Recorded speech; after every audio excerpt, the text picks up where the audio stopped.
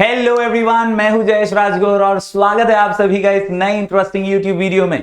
दोस्तों, हम पढ़ रहे हैं क्लास 12 का OCM और ये है चैप्टर नंबर 4 बिजनेस सर्विसेज का एक और महत्वपूर्ण वीडियो। ये कंटिन्यू सीरीज रहने वाली है जहां हम बिजनेस सर्विसेज इस चैप्टर नंबर 4 के सभी आंसर्स को एकदम टिप्स और ट्रिक्स के साथ इजी एक्सप्लेनेशन के साथ पढ़ने वाले हैं। जी हां दोस्तों, ये इकलौता चैप्टर एग्जाम में आपका बेड़ा पार करने वाला है क्योंकि ये 20 से 24 मार्क के लिए आने वाला है और इसीलिए this is the most important series for you my dear students. यहां पर हम अलग अलग वीडियोस के माध्यम से पिछले लेक्चर में हमने इंट्रोडक्शन लिया कि सर्विसेज एग्जैक्टली होती क्या है। आज की वीडियो में हम जानेंगे बैंकिंग सुविधाओं के बारे में, तो इस वीडियो को अंत तक देखिएगा ताकि आप बैंकिंग सीरीज को एकदम आसानी से एकदम शॉर्ट कोड के साथ दिमाग में फिट कर सकें। बैंकिंग सर्विसेज से रिलेटेड क्वेश्चन बोर्ड एग्जाम में जरूर आता है। तो चलिए बिना देर किए आज की इस वीडियो को शुरू करते हैं। अगर आप इस चैनल पर नए हैं तो जरूर से सब्सक्राइब कीजिए, बेल आइकन दबाइए क्योंकि यहां आपको लगातार ऐसी इंफॉर्मेटिव वीडियोस मिलते रहेंगे।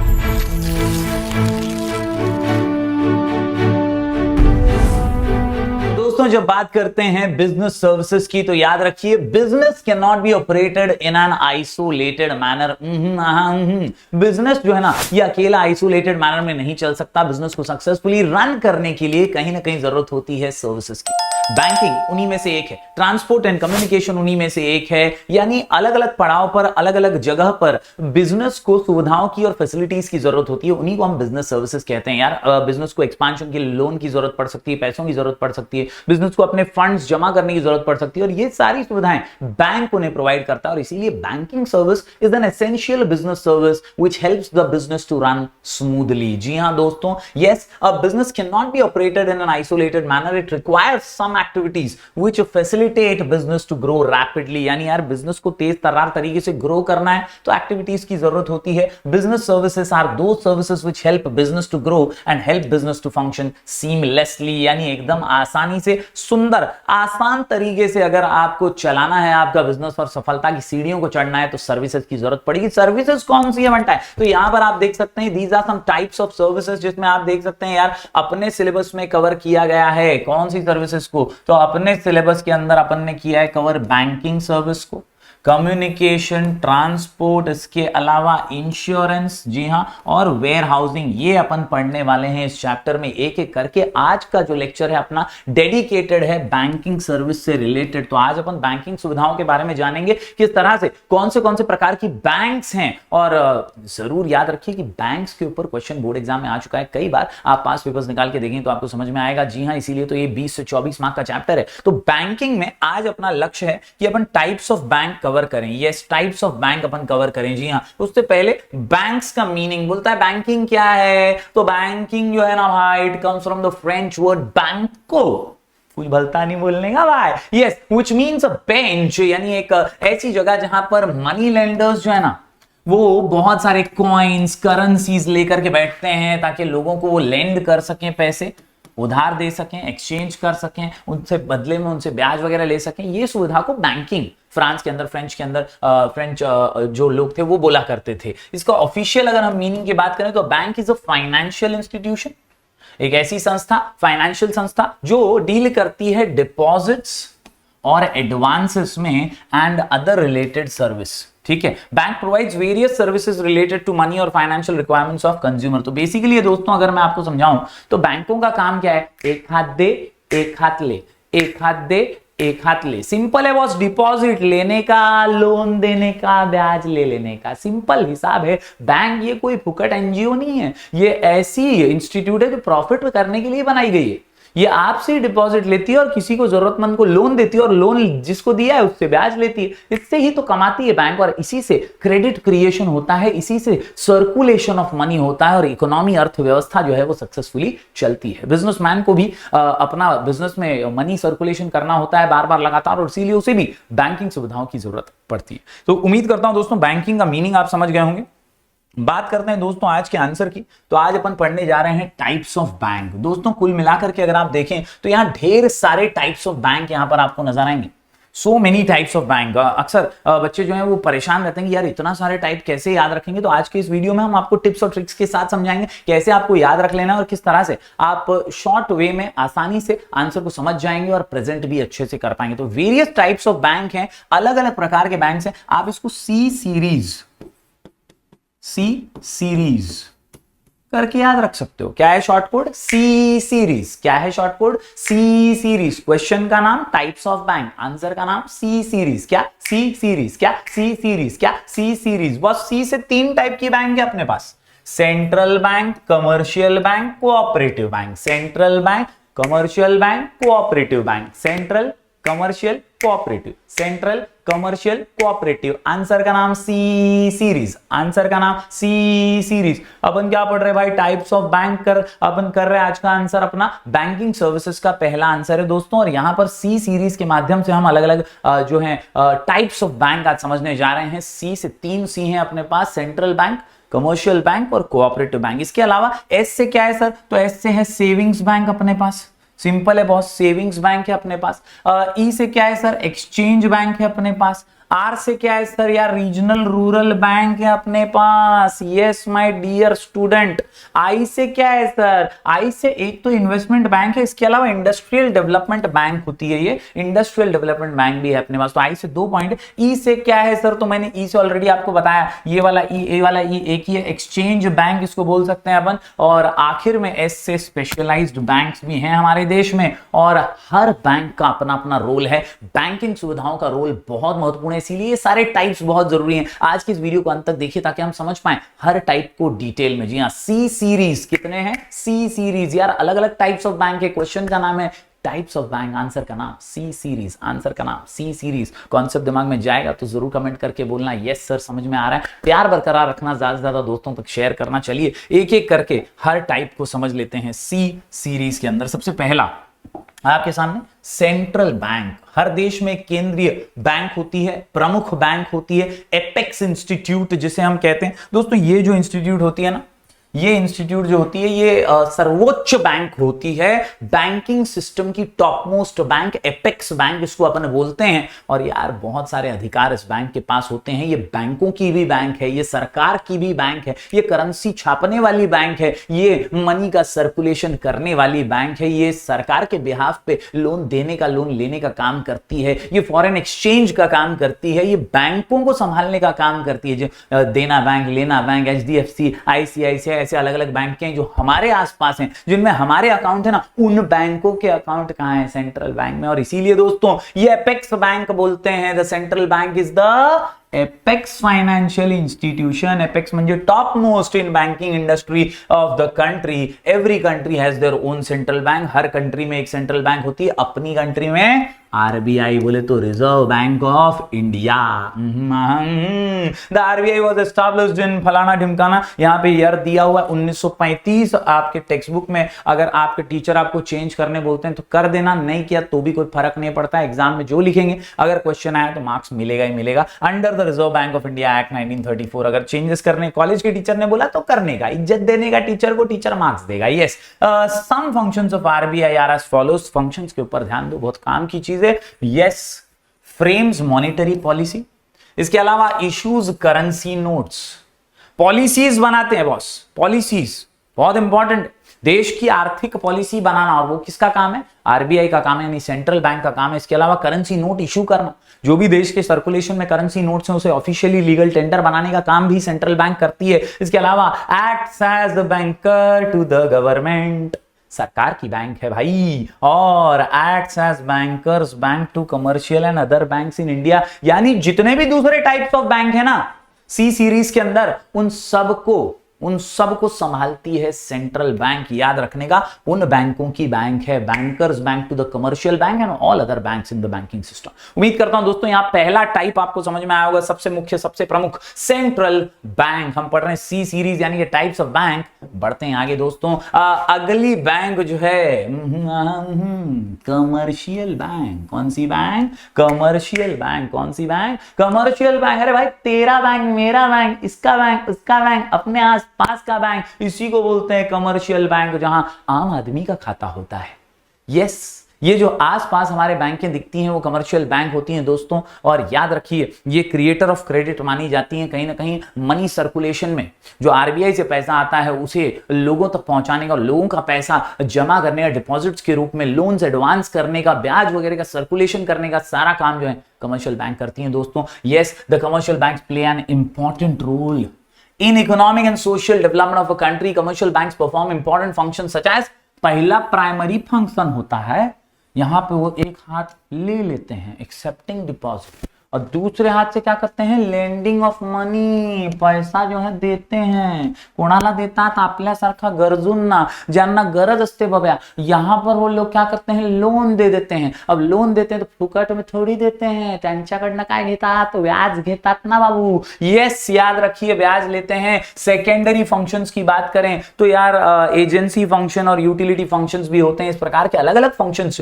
कमर्शियल बैंक निभाती है और 3 ग्रुप्स में बटी हुई है। पहली है पब्लिक सेक्टर कमर्शियल बैंक्स, सरकारी या सरकार के कंट्रोल में सरकार का कैपिटल जिसमें होता है ना, उस टाइप की बैंक को पब्लिक सेक्टर गवर्नमेंट बैंक बोलते हैं, जिस पब्लिक सेक्टर बैंक बोलते हैं कमर्शियल बैंक। ये स्टेट बैंक ऑफ इंडिया सबसे बड़ा एग्जांपल है इसका। अपन इसको बहुत इज्जत देते हैं कि यार बहुत ये अच्छी बैंक है। अपने पेरेंट्स को अगर आप पूछेंगे तो स्टेट बैंक ऑफ इंडिया के बारे में वो यही कहेंगे कि यार सरकारी बैंक है, डूबेगी नहीं। स्टेट बैंक ऑफ इंडिया है, बैंक ऑफ इंडिया है, ये जो है ये पब्लिक सेक्टर कमर्शियल बैंक में आती है क्योंकि सरकार का कैपिटल है। इसके अलावा प्राइवेट सेक्टर में एचडीएफसी बैंक सुना ही होगा आपने, आईसीआईसीआई बैंक सुना होगा, एक्सिस बैंक वगैरह सुना होगा। ये सारी बैंक जो है प्राइवेट कैपिटल से बनी है और इसीलिए ये प्राइवेट सेक्टर की बैंक मानी जाती है। इसके अलावा फॉरेन बैंक्स भी होती हैं दोस्तों जो फॉरेन एक्सचेंज में डील करती हैं, established outside India, but these banks have branches in India such as Citi bank famous है, एचएसबीसी बैंक है, स्टैंडर्ड चार्टर्ड बैंक है। ये जो बैंक है ये फॉरेन बैंक्स में आती है और ये कमर्शियल बैंक्स है, समझे। तो यार कमर्शियल बैंक कौन सी बैंक है, जो एक हाथ देती है एक हाथ लेती है, क्या डिपॉजिट लेती है, लोन देती है, बदले में ब्याज से कमाती है, ये होती है कमर्शियल बैंक। उम्मीद करता हूं आपको यहां पर एक और टाइप समझ में आ गया होगा। बढ़ते हैं आगे। अगला सी है कोऑपरेटिव बैंक। नाम में ही कोऑपरेशन है बॉस, नाम में ही कोऑपरेशन है। याद रखने का, सहकारी, आहा क्या सहकारी, ये बैंकों के नाम में ही आपने देखा होगा यार, बसीन कैथलिक कोऑपरेटिव बैंक, सहकारी बैंक, जहां जहां कोऑपरेटिव वर्ड है, सहकारी बैंक लिखा हुआ है, वो यही टाइप में आती है दोस्तों। ज्यादातर रूरल एरियाज में जहां कमर्शियल बैंक्स नहीं पहुंच सकती वहां पर कोऑपरेटिव बैंक पहुंचती हैं और आम लोगों को, किसानों को, वर्कर्स को, लेबरर्स को जो रूरल एरियाज में रहते हैं उन्हें बैंकिंग सुविधाओं से जोड़ने का काम करती हैं। और इसीलिए कोऑपरेटिव बैंक के बारे में याद रखिए, in India cooperative banks are registered under Indian cooperative society act and regulated under banking regulation act. Cooperative banks are popular in semi-urban and rural areas. The main aim of cooperative bank is to provide credit to economically backward people, farmer, small scale units. Simple है, इन्हीं लोगों के लिए तो ये bank है क्योंकि ये कमर्शियल बैंक तक पहुंच नहीं पाए, तो बैंकिंग सुविधा से इन्हें जोड़ना है, फार्मर्स को जोड़ना है, लेबर्स को जोड़ना है, उनका भी तो खाता हो, उन्हें भी बचत करने का मौका मिले, वो भी तो बैंकिंग सुविधा से जुड़े, तो उनके लिए होती है कोऑपरेटिव बैंक। दोस्तों कोऑपरेटिव बैंक जो है वो अलग अलग लेवल पर काम करती है। मेनली 3 डिफरेंट लेवल है दोस्तों। कौन से हैं ये 3 डिफरेंट लेवल, चलिए देख लेते हैं फटाफट से। 3 डिफरेंट लेवल की बात करूं दोस्तों तो यार एक होता है प्राइमरी क्रेडिट सोसाइटी, एक होता है डिस्ट्रिक्ट सेंट्रल कोऑपरेटिव बैंक और एक होता है स्टेट कोऑपरेटिव बैंक। इस प्रकार से 3 लेवल पे काम करने का ये कोऑपरेटिव बैंक जो है वो काम करती हैं। प्राइमरी लेवल विलेज लेवल पे होता है, वर्क एट गांव लेवल। डिस्ट्रिक्ट जिला लेवल पे होता है यार, डिस्ट्रिक्ट में जैसे पालघर अपना जिला है, हम लोग पालघर वाले हैं। मागासवर्गीय जिला, कई बार हम जो है थाने जिला, ऐसे अलग अलग जिले, रायगढ़, रत्नागिरी, ऐसे अलग अलग जो जिले होंगे आपके आसपास, उन जिला लेवल पर जो बैंक काम करती है डिस्ट्रिक्ट सेंट्रल बैंक जो है वो स्टेट कोऑपरेटिव से फंड लेती है और प्राइमरी को फंड देने का काम करती है। प्रकार दोस्तों डिस्ट्रिक्ट कोऑपरेटिव जो है प्राइमरी क्रेडिट सोसाइटी को मदद करती है, फंड्स लेती है स्टेट से। आखिर में स्टेट कोऑपरेटिव तीसरा लेवल है, this bank operates at state level, राज्यव्यापी तरीके से काम करती है। They provide funds to central cooperative bank and primary credit societies as required. State cooperative bank also performs functions of monitoring over district bank and credit cooperative societies. तो उम्मीद करता हूं दोस्तों आपको ये कॉन्सेप्ट समझा होगा, जहां पर हमने 3 सी कर ली, पहला सेंट्रल बैंक, दूसरा कमर्शियल बैंक और तीसरा कोऑपरेटिव बैंक। यहां पर 3 बैंक्स हैं, हम पढ़ रहे हैं types of bank, C series, central, central commercial cooperative. क्या? Central commercial cooperative. क्या? Central commercial cooperative. चलिए बढ़ते हैं आगे दोस्तों, ये देखिए 3 हो गए हैं अपने। अब आगे बढ़ते हैं। अपना शॉर्ट कोड क्या बोला? सी सीरीज। तो चलिए अब सीरीज में आगे बढ़ते हैं। यस माय डियर स्टूडेंट्स, अगला जो बैंक है ऐसे सेविंग्स बैंक है। नाम में ही बचत है, बचत है, बचत है। ऐसे सेविंग्स बैंक क्या करता है boss? Savings bank, the main objective of savings bank is to encourage savings of the people specially in rural areas. Examples of such banks include, आपने सुना होगा postal saving bank, commercial banks and cooperative bank, इन्हीं को बोलते हैं saving bank. ये postal वाला क्या होता है ना, अपना पोस्टेड टेलीग्राम के पोस्ट ऑफिस वगैरह होते हैं, उनके पास भी सुविधा होती है, वहां पर भी लोग अपने पैसे बचा करके सेविंग करते हैं। तो इसीलिए पोस्टेज बैंक इसको बोलते हैं, जहां पर आप थोड़े थोड़े पैसे महीने के रूप में, साल भर में आप जमा करा सकते हैं और वहां से आपको बचत मिलती है, आपको इंटरेस्ट वगैरह मिल पाता है। तो ये सेविंग्स बैंक होती हैं जो बहुत उपयोगी है आपको बैंकिंग सुविधा से जोड़ने के लिए। बात करें दोस्तों आगे तो ई से आती है एक्सचेंज बैंक्स। एक्सचेंज बोला तो याद रखने का कौन सा एक्सचेंज? Foreign exchange. कौन सा एक्सचेंज? Foreign exchange. कौन सा एक्सचेंज? Foreign exchange. यार फॉरेन एक्सचेंज ये देश के डेवलपमेंट के लिए, देश की तरक्की के लिए बहुत जरूरी है। बिना फॉरेन एक्सचेंज के आप तरक्की नहीं कर पाएंगे, तरक्की की उड़ान नहीं भर पाएंगे। Examples of exchange banks are Barclays bank, bank of Tokyo etcetera. इनके मेन फंक्शंस क्या है? तो भाई फाइनेंस करना, फॉरेन ट्रेड ट्रांजैक्शन को हेल्प करना, सपोर्ट करना, issue of letter of credit, इसके अलावा discounting of bills of exchange. ये जो भी इंपोर्ट एक्सपोर्ट में सुविधाएं लगती हैं, जो भी ऐसे ट्रांजैक्शन होते हैं जिसमें फॉरेन करेंसी का लेन देन हो, उस सब में सुविधा प्रोवाइड करने का काम ये एक्सचेंज बैंक्स करती है। बात करें दोस्तों इन्वेस्टमेंट बैंक की, अगला बैंक है आई से। इन्वेस्टमेंट बैंक की बात करें यहां पर तो दोस्तों these banks provide financial and advisory assistance. काय के लिए है ये? गाइडेंस के लिए, असिस्टेंस के लिए कि किधर इन्वेस्ट करना चाहिए। Their clients generally include business firms and government organisation. Investment bank करती क्या है? फैसिलिटेट करती है मर्जर, ॲक्विजिशन। मर्जर म्हणजे काय? तुम्हाला एखाद्या कंपनी सोबत जोडायचं आहे, त्याचे मर्जिंग करायची आहे, तुम्हाला त्याचे असेट्स वगैरे घ्यायचे आहेत, तर मर्जर करू शकता, त्याची गाइडेंस तुम्हाला भेटेल। ॲक्विजिशन, तुम्हाला एखादी कंपनी विकत घ्यायची आहे, जैसे फेसबुक ने व्हाट्सएप को खरीद लिया, तो ये होता है एक्वायर करना, एक्विजिशन। अपने अंबानी भाई साहब ने भी बहुत सारी कंपनियां खरीद ली हैं फॉरेन की, छोटी छोटी कंपनियां, टॉयज की कोई कंपनी, तो इस तरह से एक्वायर करना है तो वो भी इन्वेस्टमेंट में ही आता है। और इन्वेस्टमेंट बैंक इससे रिलेटेड गाइडेंस देती हैं by undertaking research and providing advice on investment decision. Generally investment banks do not directly deal with general public. आम आदमी से डायरेक्टली इनका सलोखा नहीं है, ये जो है बड़े बड़े उद्योगों, इंडस्ट्रियलिस्ट से ही डील करती हैं, इन्वेस्टमेंट की उन्हें गाइडेंस प्रोवाइड करती हैं। तो ये था इस एक्सचेंज बैंक और आई से इन्वेस्टमेंट बैंक। बात करूं दोस्तों आई से एक और पॉइंट की, तो जैसा मैंने कहा आई से है industrial development bank. Industrial development bank, industrial development bank याद रखने का दोस्तों, नाम में ही इसका काम छुपा हुआ है, नाम में ही इसका काम छुपा हुआ है। इंडस्ट्रीज के डेवलपमेंट के लिए बैंक, जो भी विकास करना है किसका? इंडस्ट्रीज का, और उसी के विकास के लिए बैंक है। These are financial institutions that provide medium and long term funds to the business firms. Examples of development bank are industrial finance corporation, IFCI, state finance corporation, इसके अलावा Maharashtra state finance corporation famous है। Some functions हैं, कौन से? पहला, provision of medium and long term funds to business units for the purpose of expansion. जब अगर business को एक्सपांड करने के लिए पैसे की जरूरत है, इंडस्ट्री को एक्सपांड करना है, मॉडर्नाइज करना है, नई टेक्नोलॉजी लानी है, नई मशीनरी लानी है, तो उसके लिए आपको इंडस्ट्रियल डेवलपमेंट बैंक की मदद लगेगी। लोन के लिए अंडर राइटिंग करना है शेयर्स का, इसके अलावा परचेज ऑफ डिबेंचर्स या बॉन्ड्स, तो यहां पर पब्लिक लिमिटेड के बिहाफ पे अंडर राइटिंग मतलब उसके बिहाफ पे शेयर्स को अंडर राइट करके दिया जाएगा। और डिबेंचर्स वगैरह खरीदने हैं, बॉन्ड्स वगैरह खरीदने हैं, जैसे शेयर बाजार में अपन काम करते हैं, तो वो सब करना है, तो यहां पर आपको इंडस्ट्रियल डेवलपमेंट बैंक ही सुविधा दे सकती है। बेसिकली याद रखिए, इंडस्ट्रीजच्या विकासासाठी, इंडस्ट्रीजच्या डेव्हलपमेंटसाठी इंडस्ट्रियल डेवलपमेंट बैंक काम करत असते। आगे जाते हैं दोस्तों, अगला जो टाइप यहां पर निकल करके आता है वो है हमारे सामने रीजनल रूरल बैंक। बोले तो RRB, क्या?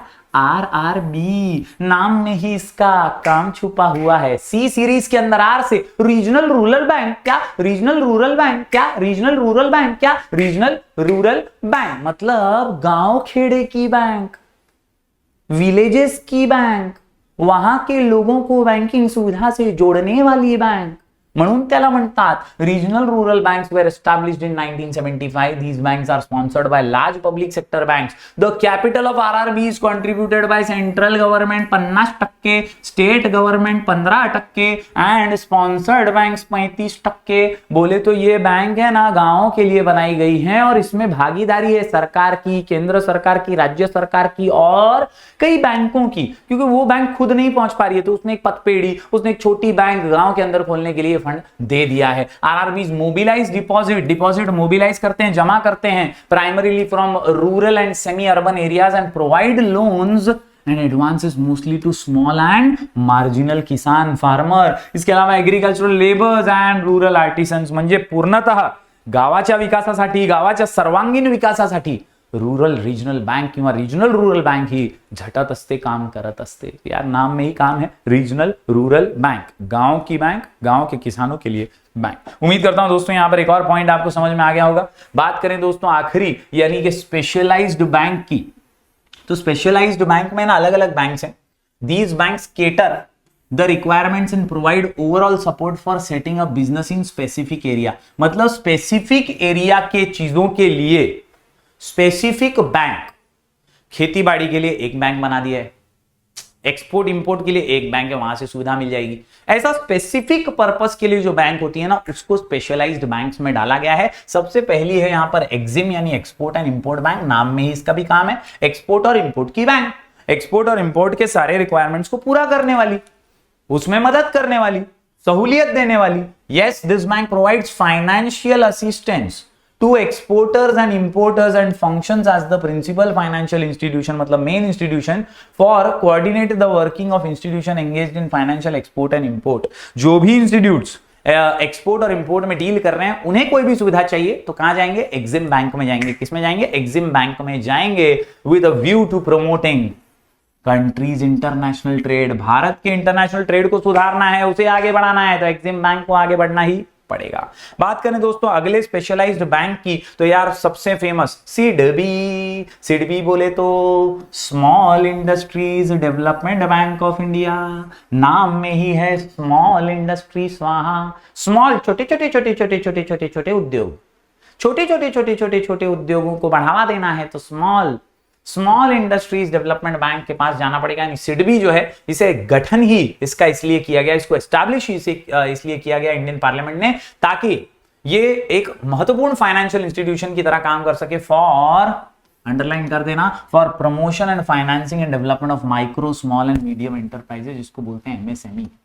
माइक्रो स्मॉल लघु उद्योग, लहान उद्योग, छोटे उद्योग, माइक्रो स्मॉल मीडियम एंटरप्राइजेस को बढ़ावा मिलेगा, वहां से लोन मिलेगा, वहां से सुविधाएं मिलेगी, फैसिलिटीज मिलेगी.